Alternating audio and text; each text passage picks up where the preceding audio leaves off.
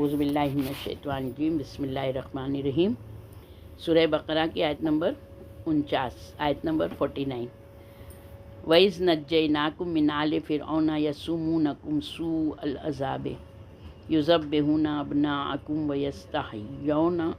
وَيَسْتَحْيُونَ نِسَاءَكُمْ وَفِي ذَلِكُمْ بَلَاءٌ مِّن رَّبِّكُمْ عَظِيمٌ۔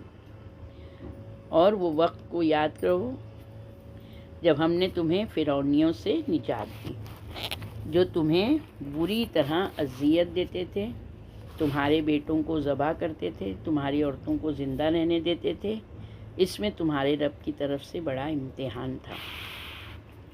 یہاں پر جب آل لگاتے ہیں نا، تو آل ہے نا کسی اسم کے لیے لگاتے ہیں، یعنی آل اور اہل، اس میں فرق ہے۔ ایک تو آل ہے نا کس کے لیے آتا ہے، ہم لوگ نے دیکھا ہے کہ اپن بولتے ہیں نا آل اولاد، تو آل کس کے لیے آئے گا؟ اولاد لڑکوں کے لیے آتا ہے، آل لڑکیوں کے لیے آتا ہے۔ اچھا، پھر ہے نا لغت میں آل اور اہل میں فرق بتایا ہے۔ آل کی اضافت جو ہے نا نام اور لقب کے ساتھ ہوتی ہے، جیسے بولتے ہیں نا آل عمران، تو نام ہے نا، آل فرعون نام ہے نا، تو اسم کے لیے آیا ہے نا۔ آل محمد ہے نا، آل مصطفیٰ۔ اب یہاں پر جیسے اسم جو ہے تو یہ اس کو خاص کر دیتا ہے، اس میں خاص ہے نا۔ ابھی محمد، تو محمد عام نہیں ہے، محمد خاص یہ آدمی کا نام محمد ہے، محمد کہہ کے پکاریں گے تو جو محمد نام کا ہے وہی نکلے گا، تو اس میں آل لگتا ہے۔ اور جو عام ہے نا اس کو نکیرہ کہتے ہیں، اس میں آل نہیں لگتا ہے۔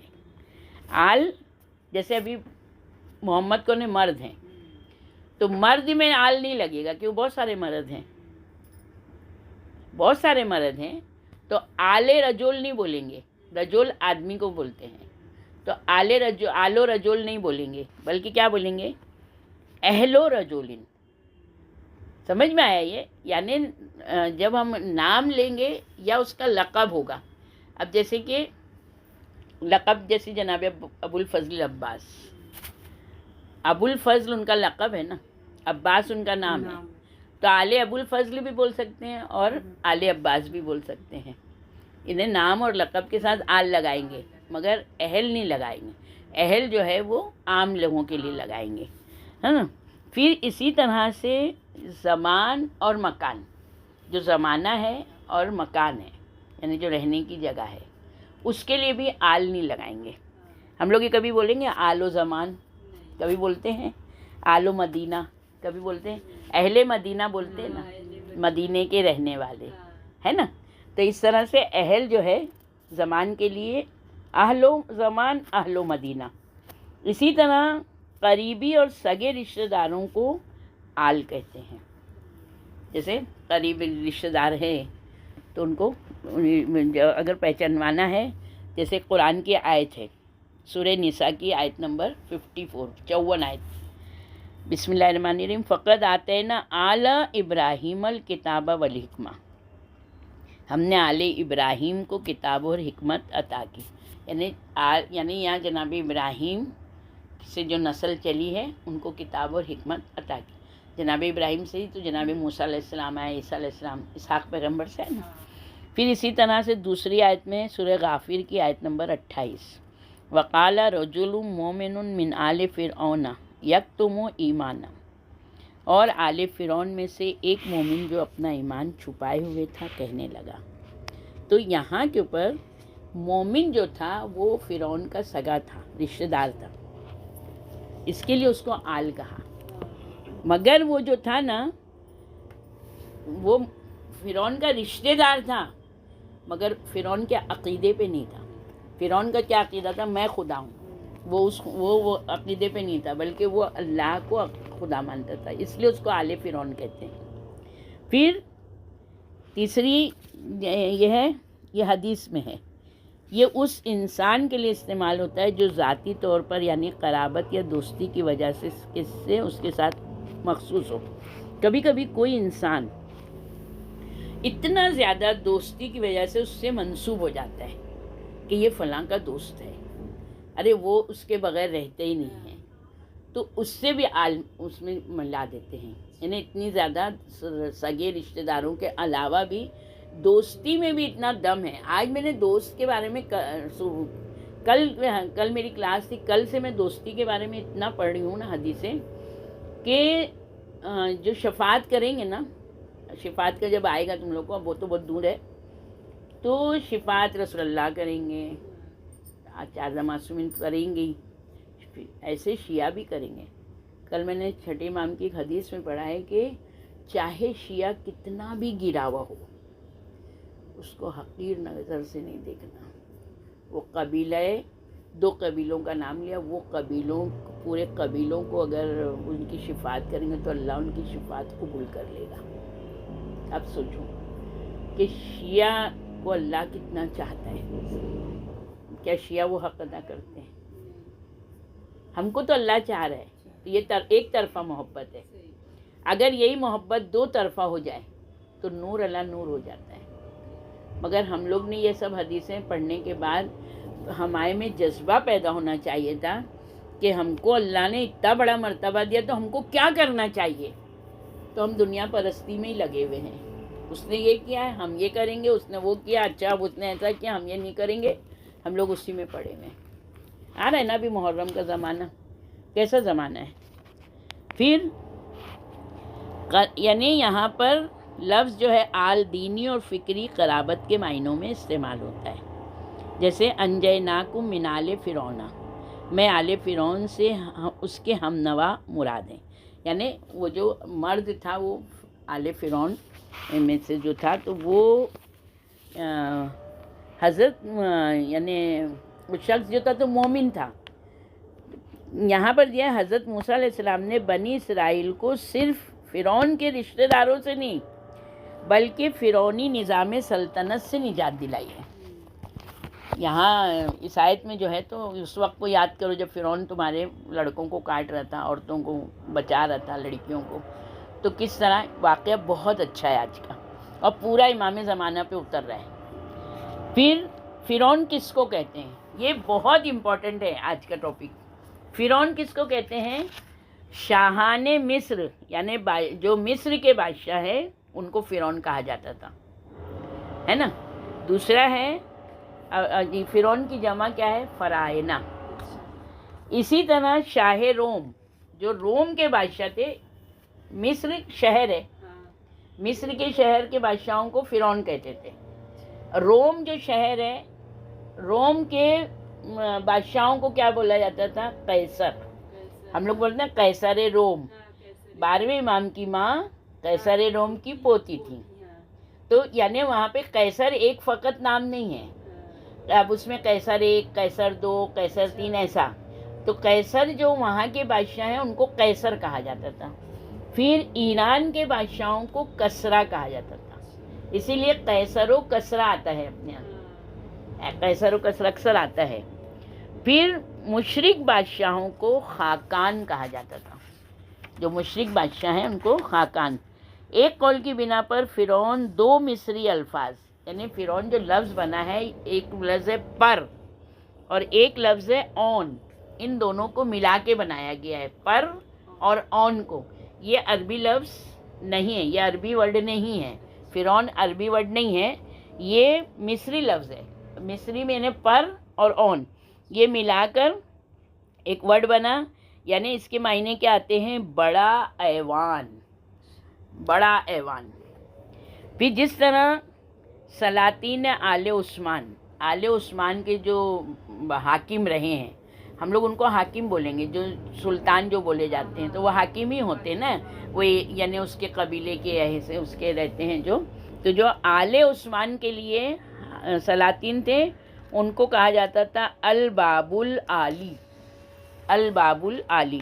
یہ میرے کوشچن میں اچھا بیٹھے گا جب میں یہ لوں گی نا، کوئز کرواؤں گی نا، جب انشاءاللہ اس کو دیکھ کرواؤں گی. اب پھر اس میں ورڈ آیا ہے یسومونکم. یسومونکم اس کا روٹ ورڈ ہے سین واو میم، جس کو ہم لوگ سین واو میم، سوات واو میم ہوتا تو سوم ہوتا، सौम यानी सोम, रोज़ा, वेरी गुड। अब यहाँ पर यसुमूना यानी हाँ हाँ रोज़ा। अब यहाँ पर सीन वाव मीम जो आया है तो इसके मायने हैं किसी पर तशद्दुद करना, यानी किसी को तकलीफ़ देना, बहुत ज़्यादा तकलीफ़ देना, मशक्क़त और नाकाबिले तहम्मुल बोझ डालना। फ़िरौन क्यों डालता था अहले मिस्र को, बनी इसराइल को, ये इसमें थोड़ा सा दिया हुआ है। इसका असली मायने है किसी चीज़ की तलाश में निकलना। अब देखो एक ही वर्ड है सवामा, मगर इस पर कितने ही महीना है, यानी किसी पर तशद्दुद करना, किसी पर बहुत ज़्यादा मशक्क़त, और जो बोझ वो नहीं उठाने के काबिल हैं, बड़े बड़े पत्थर उनको उठवाए जाते थे, अपने यहाँ घमेला लेके चलते हैं वो बड़े बड़े पत्थर। और या फिर किसी चीज़ की तलाश में नहीं, 3 महीने आते हैं। फिर बला, बला तो हम लोग समझते हैं क्या है, बला यानी मुसीबत, और बला के मायने आजमाइश, सख्ती। या फिर इसका वो क्या आएगा रूट वर्ड, बला का रूट वर्ड क्या आएगा, बला का रूट वर्ड क्या आएगा, बे लाम ये, बे लाम ये, बला, बला, बे लाम ये, इसका रूट वर्ड है। रूट वर्ड याद रखो, इससे तुम लोग को आगे बहुत आएगा। हाँ, अब इसके मायने हैं, इसका यानी मायने है पुराना होना।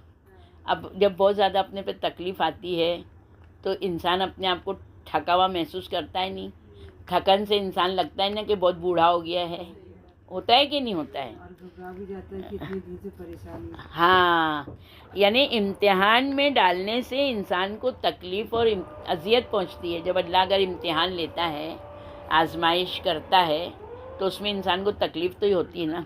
अब वो जिस तरह से भी इम्तिहान लेवे, उसमें इंसान को तकलीफ़ होती है, मशक्क़त होती है, अज़ियत होती है, तो उसकी जो फ्रेशनेस है वो ख़त्म हो जाती है, वो एकदम थका हुआ हो जाता है। अगर वो बला दूर भी हो जाती है मगर काफ़ी दिन तक वो नॉर्मल नहीं होता है इंसान, बला उसको कहते हैं। इम्तिहान से फरागत के बाद जब ताज़गी का एहसास पैदा होता है तब यानी लगता है कि हाँ अब मैं बला से बहुत दूर हो गया हूँ, है ना। और उस वक्त इंसान को थोड़ा सा एक राहत मिलती है। फिर दुख दर्द को भी बला कहा जाता है। इंसान को दुख दर्द, ये बला के ऊपर बहुत ये हदीसें हैं ना, इसमें देखो इमाम की जो हदीसों की है वो, क्योंकि बला जो है इंसान को पुराना कर देता है, जिससे वो अपने आप में नकाहत महसूस करता है। यानी इंसान कभी भी है ना दुआ यही करना, परवरदिगारा, हालांकि देख भाई बला जो होती है वो इंसान को बुलंद दर्जा भी दिलाती है, गुनाहों का कफ़ारा भी है, नेमतों में इजाफ़ा भी है। तो इंसान अगर है ना अल्लाह की रज़ा पर राज़ी रहे तो इंसान में फ़र्क नहीं आता है, मगर हम लोग वो इंसान नहीं हैं, क्योंकि हमारा माहौल ही अलग है ना, हमने उस माहौल में परवरिश ही नहीं पाई है। अल्लाह ना करे, अल्लाह ना करे, हम लोग कभी नहीं जानते कि हमने एक टाइम खाना नहीं खाया है, हमारे घर चूल्हा नहीं जला है। इन्हें अल्लाह रूह कांपती है, वो दिन कभी ना किसी पे भी ना आवे, क्योंकि हम लोग वो दौर से नहीं गुजरे ना, तो हमको एहसास इतना नहीं है। मगर जो लोग गुजरे हैं उनको एहसास है कितना भी आ जाए कि तो यानी वो जो अंदर का एहसास होता है ना, वो इंसान को जो है ना तोड़ देता है कि इन्हें कई जो ईमान पे रहते हैं वो डरते रहते हैं कि कहीं इस मुसीबत में हम ईमान को नहीं खो देवें। तो इंसान एकदम खौफ के माहौल में रहता है, और वो बहुत ज़्यादा यानी इम्तिहान जो जितना शदीद होगा, अब जितना मोमिन अल्लाह से करीब होना यानी होता है, अल्लाह जब अपने मोमिन को बहुत करीब करना चाहता है तो सबसे पहली चीज़ तो वो दुनिया की मोहब्बत से इंसान को महरूम करता है। तो क्यों महरूम कैसे करेगा, उससे दुनिया की नेमतें हटा देता है। اس کو دنیا کی کسی چیز سے رغبت نہیں رہتی، اس کے پاس وسائل نہیں رکھتا ہے، کیونکہ انسان وسائل کے ذریعے گناہ میں آتا ہے۔ آج موبائل جس کے پاس ہے وہ زیادہ گنہگار ہو رہا ہے۔ اگر وہ اچھائیاں کر رہا ہے تو برائیاں بھی بہت کر رہا ہے۔ تو اگر وہ وسیلہ ہی نہیں ہوگا تو اس سے گناہ نہیں ہوگا۔ ابھی روزے میں جاتے ہوئے اگر ہمارے ہاتھ میں موبائل ہوگا تو ہم بے احترامی کریں گے، کیونکہ وہ چیز ہمارے ہاتھ میں ہے، اور انسان جو ہے ناقص ہے اس چیز میں کہ وہ اپنے اوپر کنٹرول کرے۔ تو اگر وہ چیز ہی ہم لے کے نہیں جائیں گے تو وہ چیز سے ہمارا گناہ ہوئے گا ہی نہیں۔ تو اب ہم جیسے تو کیا دعا کریں گے کہ پروردگار ہم کو ایسی مشقت میں نہیں ڈالنا کہ جس کو ہم برداشت نہیں کر سکیں۔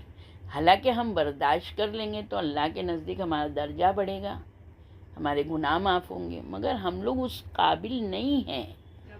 خدا نہ خواستہ، ہاں مسئلہ یہاں یہ ہے کہ خدا نہ خواستہ ہم بول دیں کہ ہاں ہم کریں گے، اور معلوم پڑا ہم اس میں پھر اپنے ایمان کو کھو کے بیٹھ گئے۔ ہوتے ہاں ہاں ہاں ہاں ارے تم کو کیا بتائیں، ہم تو اتنی نمازیں پڑھتے ہیں، ہمیں اللہ ہمارے ہی ساتھ ایسا کر، ابھی ختم ہو گئی ان کی عبادت، انہیں نے لالچ میں عبادت کر رہے تھے۔ تو ہم کو ایسی عبادت اور ایسے عقیدے پہ نہیں رہنا ہے۔ ہمارا عقیدہ کیسا ہونا چاہیے؟ جو ہمارے امام کیا کہتے ہیں، ہم کو ملا تو بھی ہم شکر ادا کرتے ہیں، ہم کو نہیں ملا، یعنی امام کے جملے سے ہم کو سمجھ لینا چاہیے کہ امام چاہتے ہیں کہ ہم اللہ کی رضا پر راضی رہیں۔ یہ بہت ہارڈ چیز ہے اللہ کے، دیکھو بھائی، یعنی زبان سے کہنا بہت آسان ہے، مگر اگر ہم حدیثوں پر ہی اپنے آپ کو رکھیں گے تو بہت زیادہ قوت آتی ہے ہمارے میں۔ میں نے آزمائی یہ چیز، ہم کو کسی بھی دنیا والے سے نہیں ڈرنا ہے۔ دیکھو ایک بات یہ یاد رکھو، یہ بھی بولا گیا ہے کہ اللہ ہم کو کسی کا محتاج نہیں کرنا۔ امام کیا کہتے ہیں، جس کا اللہ تجھے محتاج کرے گا، اللہ اس کے درجے کو بڑھانا چاہتا تھا، اور تو نے دعا کر کے اس کے درجے کو نہیں بڑھنے دیا۔ سمجھا؟ یعنی کیسا انسان کتنا الرٹ رہنا چاہیے۔ اب بس تو اپنا محتاج رکھ۔ اور ایک بات یہ میں نے آج یہی پڑھی ہے کہ ایک وہ چیز آتی ہے کہ جہاں رشتہ دار، عزیزدار، سگے سب ہاتھ اٹھا لیں گے، مگر جو حقیقی دوست ہوگا وہ کبھی دور نہیں ہوئے گا۔ تو اسی لیے اپنی شریعت میں ہے کہ دوست ایسا بناؤ کہ جو ہر وقت میں وہ تمہارے ساتھ تم کو آخرت کی یاد دلائے۔ جو آخرت کی یاد دلائے گی اس سے دل سے دوستی کرو، اور جو دنیا کی یاد دلاوے اس سے بہت دور رہنا ہے، اس سے صرف سلام علیکم وعلیکم السلام تک ہی رہنا ہے۔ ہم کو دنیا میں کتنے دن رہنا ہے؟ آج ہم دیکھ رہے ہیں آج اچھے ہیں، کل معلوم پڑا یہ بیماری ہو گئی، پرسوں مر گئے، اور آج مرے۔ دیکھو آج گھر والے لوگ آتے نہیں ہیں، صحیح مجلسیں نہیں ہو رہی ہیں، صحیح فاتحہ خوانی نہیں ہو رہی ہے، یہ سب چل رہا ہے تو ہم تو یہ سوچ رہے ہیں کہ مرنے کے بعد کفن مل جائے، غسل ہو جائے، دفن ہو جائے، وہ بڑی بات ہے۔ تو ہم اپنے ہاتھ سے ہی دنیا کا ایسے کچھ نیکیاں کریں کہ جو ہم کو ہمارے گناہوں سے دور رکھے، ان نیکیوں کا کچھ نہ کچھ ہم کو ملتا رہے صلہ، ٹھیک ہے نا؟ اب ہم لوگ نے یہاں کے اوپر اس آیت کی ابھی تک معنی نہیں کر رہے تھے ہم لوگ۔ اب یہاں کے اوپر مصر میں کس کی آبادی تھی؟ فرعون کن لوگوں میں تھا؟ کس قبیلے والوں میں تھا؟ بنی اسرائیل۔ بنی اسرائیل۔ تو بنی اسرائیل جو تھے، ان کی جو آبادی بڑھی ہے یہاں پر جناب یوسف علیہ السلام آئے ہیں۔ جناب یوسف علیہ السلام جناب موسیٰ سے پہلے تھے نا؟ تو یہاں کے اوپر جناب یوسف علیہ السلام یعنی ان کی یہ جب وہاں پر مصر میں آئے تو آبادی بڑھنا شروع۔ یہاں پہ کیا بتایا ہے، پہلے وہ کہاں رہتے تھے؟ جناب یوسف علیہ السلام فلسطین میں رہتے تھے۔ آج جو فلسطین کتنا اس میں بڑھا ہے وہاں سے وہ مصر پہنچے۔ قرآن مجید میں یہ واقعہ سورہ یوسف میں بیان ہوا ہے، وہ جس کو پڑھنا ہے وہاں جا کے پڑھ سکتا ہے۔ پھر آپ کے والد اور بھائی بھی مصر آ گئے، یعنی جناب یعقوب بھی، اور جناب جو یعقوب کے بیٹے دوسرے تھے وہ سب بھی، ہاں کیونکہ جناب یعقوب کے 12 بیٹے تھے تو پورے 12 بیٹوں کی اولادیں تھیں اور ان کے 12 کے 12 بیٹے سردار تھے، تو اس کے لیے ان کو بنی اسرائیل بولتے ہیں۔ تو یا جو ان کے یعقوب علیہ السلام کے بیٹوں کو مصر کی آسائشیں راس آئیں، یعنی وہاں پہ پانی، ہر سبزی، ہر چیز کا یعنی بہت سارا آرام کی چیزیں تھیں وہاں پر، رہائش اچھی تھی۔ تو جب رہائش اچھی تھی نا اور خوشحالی تھی نا، تو ان کے بچے بہت پیدا ہوتے تھے۔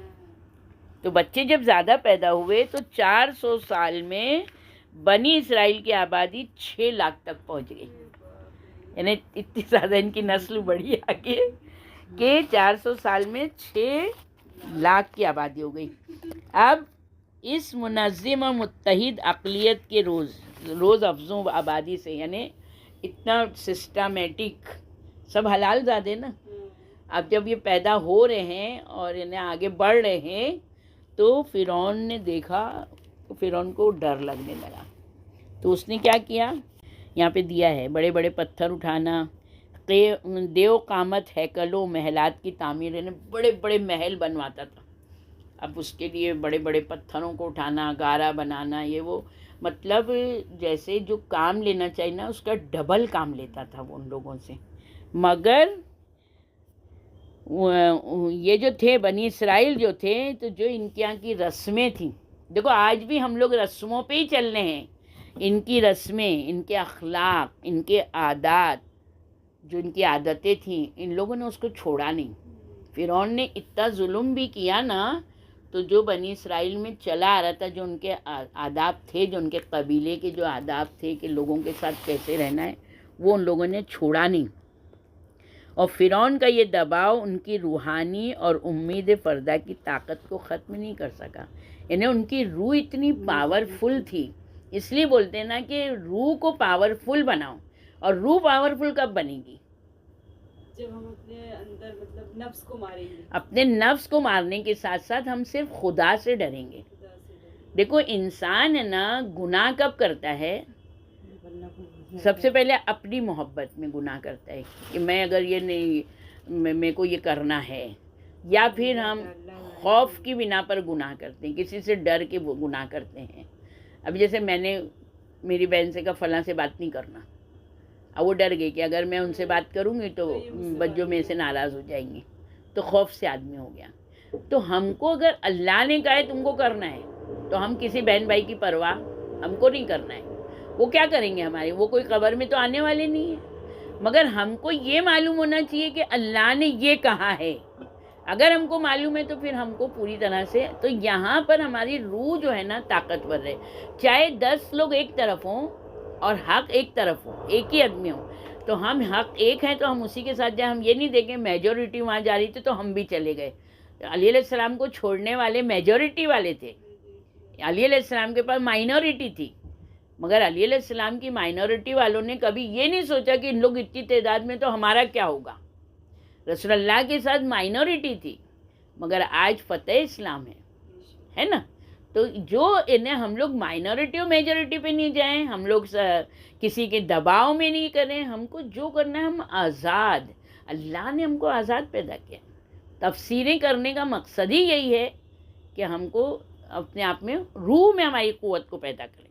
پھر فرعون نے بنی اسرائیل کے نوزائیدہ بچوں کو، یہ تو ابھی واقعہ آئے گا، پھر یعنی اس نے اعلان کر دیا تھا کہ اگر کسی عورت کے یہاں لڑکا پیدا ہوگا تو اس کا گلا گھونٹ دینا، یا تو گلا گھونٹ دینا اور یا پھر اس کو جلادوں کے حوالے کر دینا، یا پھر اس کا سر تن سے، یعنی جلاد کے حوالے کر کے جلاد کو یہ بولنا ہے کہ اس کا سر تن سے جدا کر دو۔ اب سوچو کہ کتاب الخصال میں نے یہ شاید بولا ہے یا نہیں بولا ہے، میں بتا دوں، مگر یہ حدیث میں مجھے بہت اچھی لگی تھی کہ ہمارے چھٹے امام جعفر صادق علیہ السلام فرماتے ہیں کہ مسجد کوفہ میں ایک شخص امیر المومنین علیہ السلام کے سامنے کھڑا ہوا۔ اس نے کہا امیر المومنین مجھے بدھ کے دن کے متعلق بتائیں، بدھ کے دن، وینسڈے، اور یہ بتائیں کہ اس سے بدشگونی کیوں لی جاتی ہے اور یہ کیوں بوجھل اور ثقیل سا محسوس ہوتا ہے، وہ بدھ کون سا دن ہے؟ امیر المومنین علیہ السلام نے فرمایا وہ مہینے کا آخری بدھ ہے، اور بدھ کے دن میں فرعون نے بنی اسرائیل کے لڑکوں کو ذبح کرنے کا حکم جاری کیا تھا۔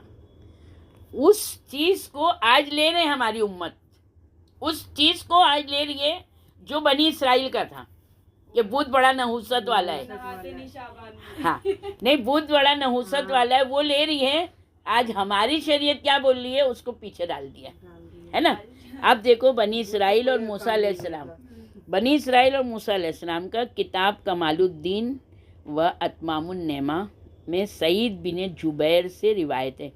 سعید بن جبیر بھی بہت معتبر صحابی، انہوں نے امام زین العابدین علیہ السلام سے روایت کی ہے. انہوں نے اپنے بابا سید الشہداء امام حسین علیہ السلام سے، امام حسین علیہ السلام نے اپنے بابا سید الاولیاء علی علیہ السلام سے، انہوں نے سید الانبیاء رسول اللہ صلی اللہ علیہ وآلہ وسلم سے،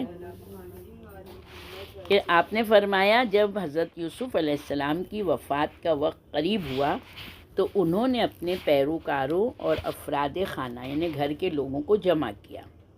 اللہ تعالیٰ کی حمد و ثنا کے بعد انہوں نے کہا ان قریب تمہارے گھرانے پر سخت مصیبت نازل ہوگی جس میں تمہارے مردوں کو قتل کیا جائے گا، حاملہ خواتین کے پیٹ پھاڑ دیے جائیں گے، معصوم بچوں کو ذبح کیا جائے گا. پھر اللہ تعالیٰ لاوی بن یعقوب کی اولاد میں سے ایک نجات دہندہ کو روانہ کرے گا. اس کا رنگ گندمی ہوگا، وہ طویل القامت ہوگا.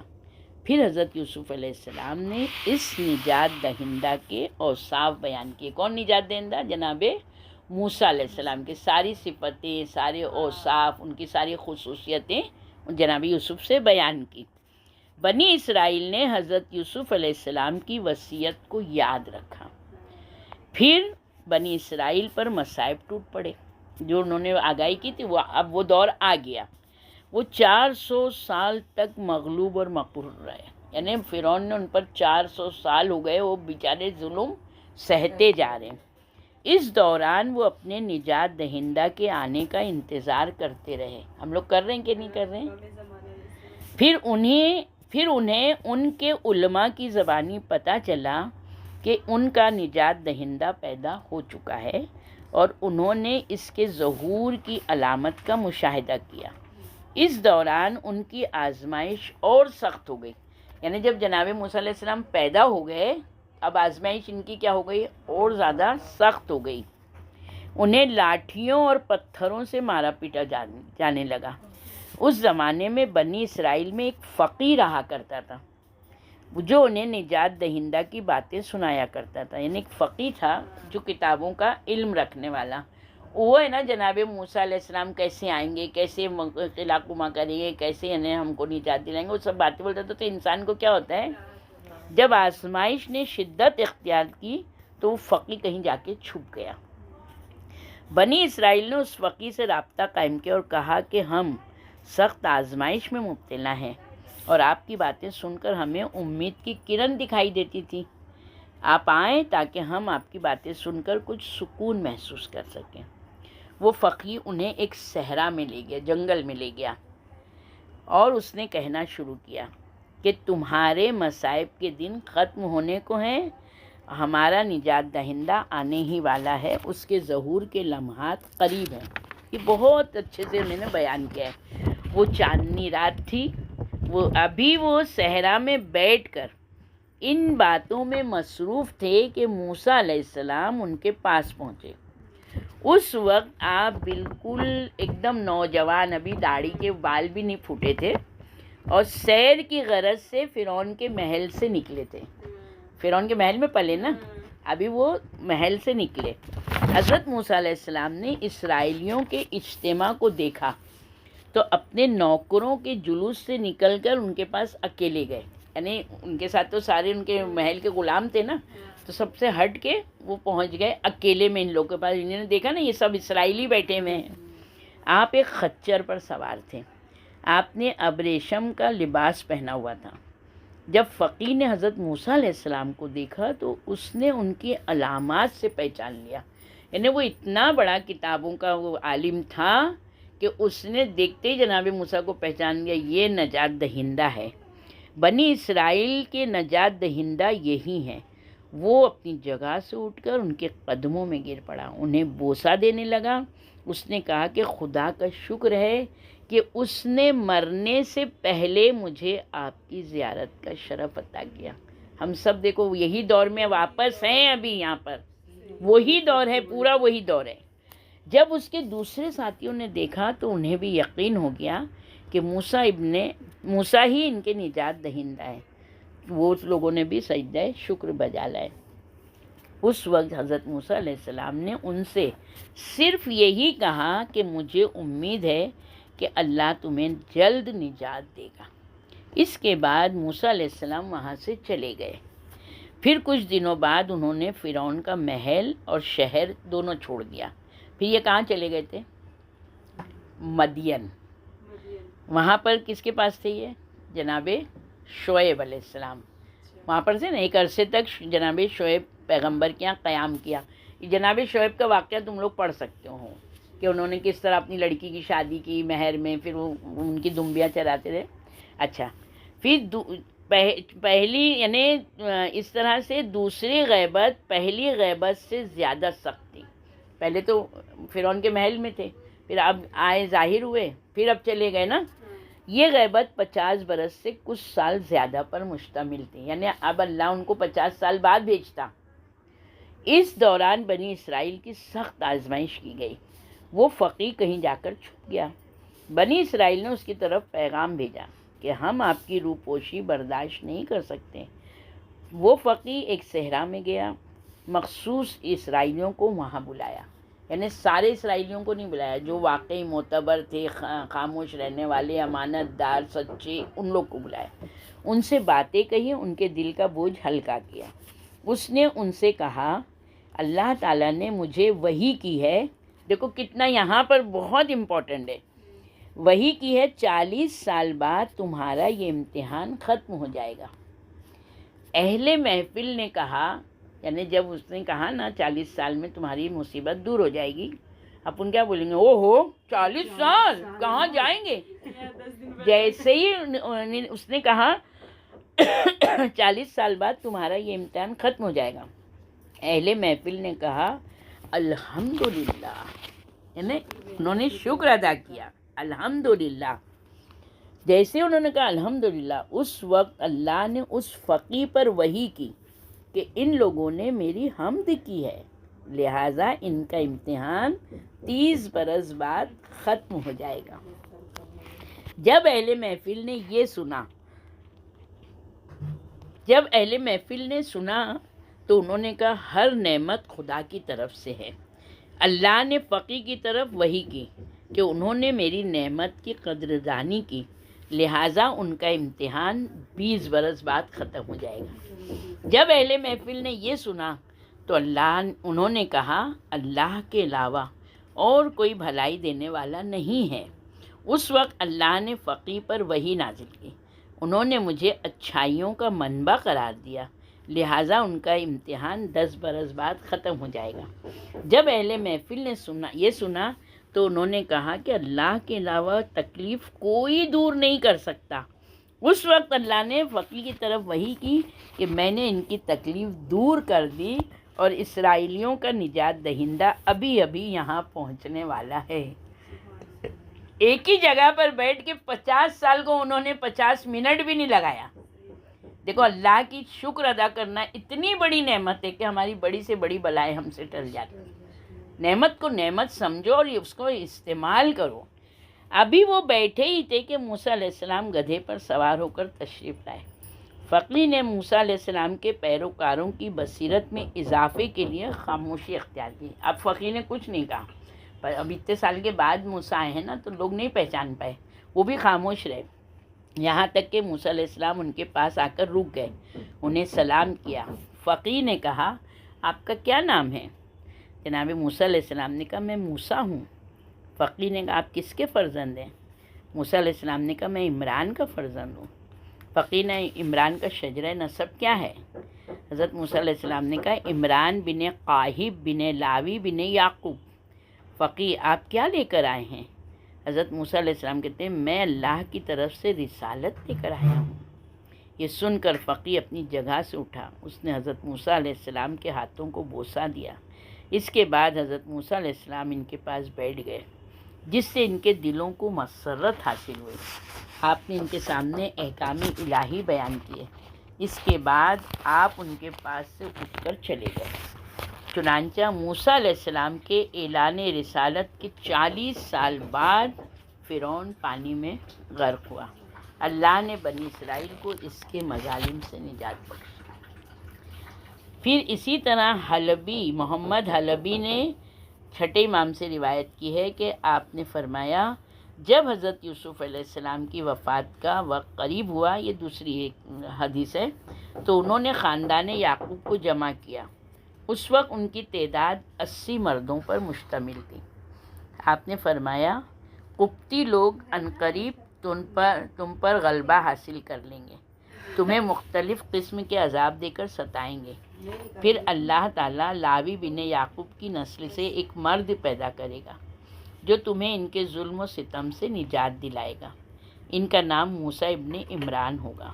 وہ لمبے قد کا جوان ہوگا، اس کے بال گھنگریالے ہوں گے، وہ گندمی رنگ کا ہوگا۔ حضرت یوسف علیہ السلام کی رحلت کے بعد بنی اسرائیل نے اپنے بچوں کا نام عمران رکھا۔ پھر جب عمران صاحب اولاد ہوتا تو وہ اپنے بیٹے کا نام موسیٰ رکھتا۔ اب دیکھو ان لوگ کی چلتر بازیاں دیکھو۔ اب عمران رکھا، اب عمران کی جب شادی ہوئی، عمران جب بچہ لڑکا ہوتا تھا تو اپنے بیٹے کا نام کیا رکھتا تھا؟ موسیٰ۔ اب یہاں پر کیا ہوا، جناب موسیٰ علیہ السلام کی جو رسالت کا اعلان کرنے سے پہلے 50 افراد نے یہ دعویٰ کیا کہ میں موسیٰ ابن عمران ہوں، یعنی جو موسیٰ کی جو خبر دی گئی ہے وہ میں ہوں۔ 50 لوگوں نے دعویٰ کر دیا۔ آج بھی مہدویت کا دعویٰ بہت ہو رہا ہے نا، جن کا وعدہ حضرت یوسف نے کیا تھا۔ ایک دن فرعون کے جادوگروں نے اور منجموں نے اسے پیشن گوئی کی کہ اس سال ایک بچہ پیدا ہونے والا ہے جو تیرے اور تیری قوم کے دین کو تباہ کر دے گا۔ وہ بچہ بنی اسرائیل میں پیدا ہوگا۔ اب کیا کیا اس نے، ساری حمل والی عورتوں کو، یعنی ایسے جو ان کے ساتھ میں دائی لوگ کو رکھ دیا، دائی دیکھتی رہیں، جو بھی بچہ پیدا ہوتا اسے فرعون قتل کرا دیتا۔ یعنی یہاں تک کہ اس نے سارے جتنے نئے بچے پیدا ہو رہے تھے لڑکے، سب کو اس نے قتل کرا دیا۔ اب یہ لوگ دیکھ رہے ہیں کہ ہمارے لڑکے تو قتل ہو رہے ہیں، ہماری لڑکیوں کو زندہ رکھ رہا ہے، ہماری تو نسل ہی ختم ہو جائے گی، ایسے بنی اسرائیل ختم ہو جائیں گے نا۔ تو بچے قتل کرانے سے بہتر ہے کہ ہم اپنی بیویوں کے پاس نہ جائیں۔ جب ہم اپنی بیویوں کے پاس نہیں جائیں گے تو بچے بھی نہیں ہوں گے۔ ایک پورا اجتماع، یعنی پورا بنی اسرائیل یہ لگا رہا ہے، طے کر رہا ہے۔ دیکھو ایک چیز یہ یاد رکھیں کہ ہم لوگ ہیں نا، اللہ کے جو شریعت کے احکام ہیں ہم اس میں تبدیلی نہیں کر سکتے ہیں۔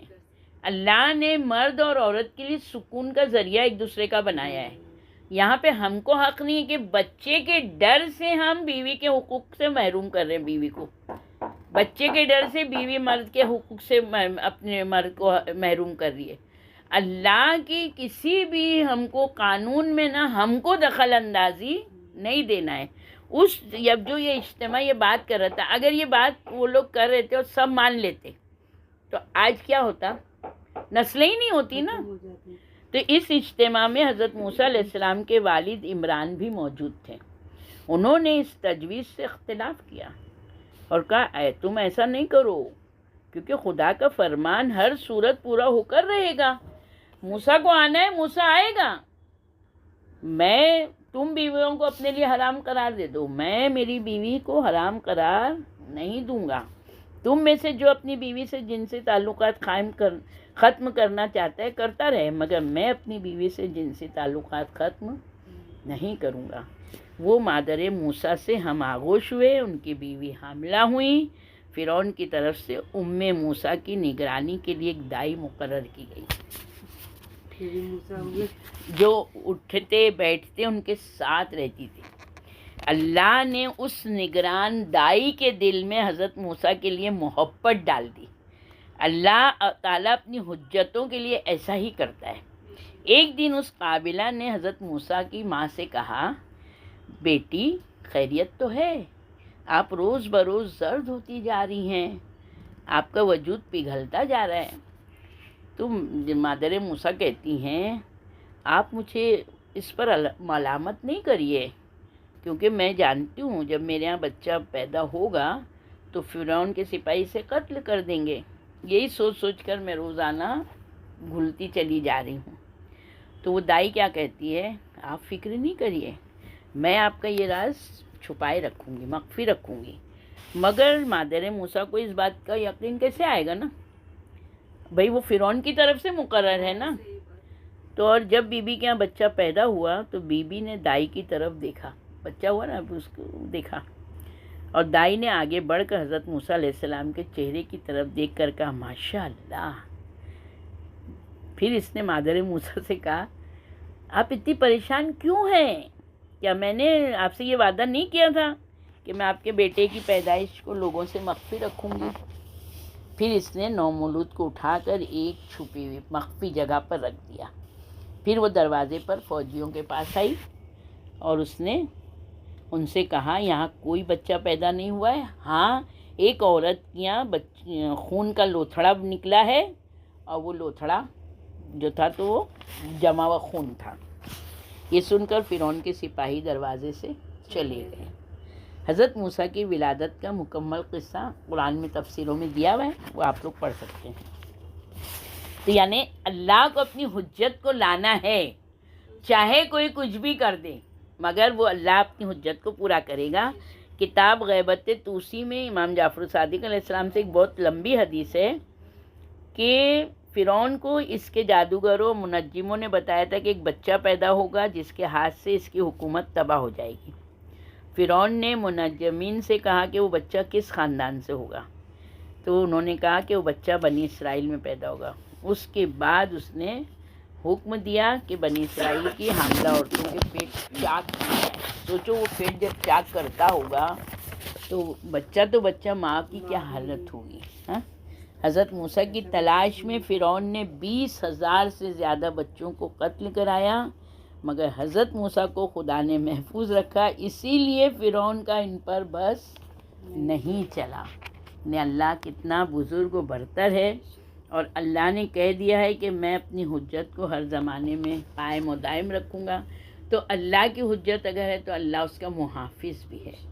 تو بس اللہ جس طرح سے جناب موسیٰ علیہ السلام کی غیبت کو اللہ نے کم کر دیا، تو ہم بھی ایسے عمل انجام دیں، ہم اللہ کی ہر نعمتوں پر اتنا شکر ادا کریں، اور جو اس کی نعمتوں کا حق ہے وہ حق کو ادا کریں، نہ کہ ہمیں نہ اپنے عزیزی رشتہ داروں سے ہم جو ہے تو جتنی زیادہ ہو سکے صلہ رحمی کریں، تاکہ جو ہماری زندگیوں میں بلائیں آفتیں مصیبتیں ہیں وہ ختم ہو جاویں، اور امام کا ظہور جو ہے تو وہ جلد از جلد ہو جاوے۔ بس ہم دعا یہی کرتے ہیں کہ مولا ہم لوگوں کو، ہم ناقص عقیدے والے، ناقص یعنی بہت ہی زیادہ کمزور اور ضعیف لوگ ہیں ہم لوگ، مگر ہمارے پاس دعا کے علاوہ کوئی چارہ نہیں ہے۔ مولا یہ جو تفسیر کرنے کی بھی توفیق آپ نے دی ہے تو ہم اس کو پڑھیں، اس کو سمجھیں، اور اس کو سمجھنے کے بعد اس پر عمل کرنے کی ہم کو مولا توفیق دیں،